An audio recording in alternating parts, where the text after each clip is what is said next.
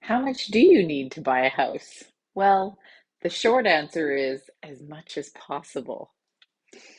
Today, I wanted to go through some of the other expenses and what we call closing costs when we're talking about buying a new home. So, if you're putting less than 20% down on your mortgage, the default insurer requires that we confirm you have 1.5% of the purchase price available for closing costs.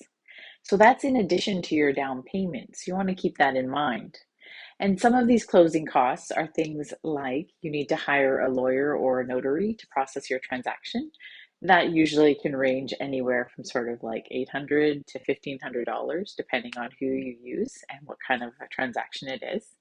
And then if you're looking to get a home inspection done, and of course your realtor will be able to walk you through that, that's when the home inspector comes through the house and checks to make sure all the appliances are working, that there's no water or mold damage, and that everything's in good shape. Those usually run about $500.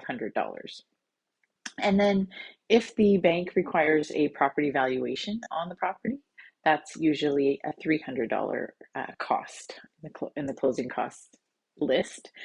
And last but not least, in our beautiful province of BC, we have property transfer tax. So that can be a fairly significant amount if it applies to you. So there are exemptions for first-time home buyers and for brand new construction purchases.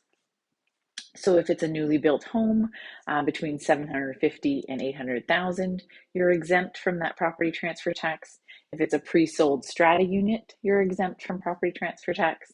And if you're a first-time home buyer and the purchase price is less than 500,000 and you've never owned property anywhere in the world before, you're also exempt. So that property transfer tax is 1% on the first 200,000, 2% up to 2 million, and 3% over 2 million.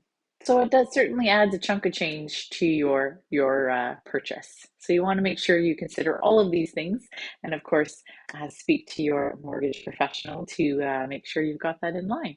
And if you're looking for a mortgage, I'd be happy to help. I'm Rebecca Dyck, your BMO Mortgage Specialist, and I'm here to help.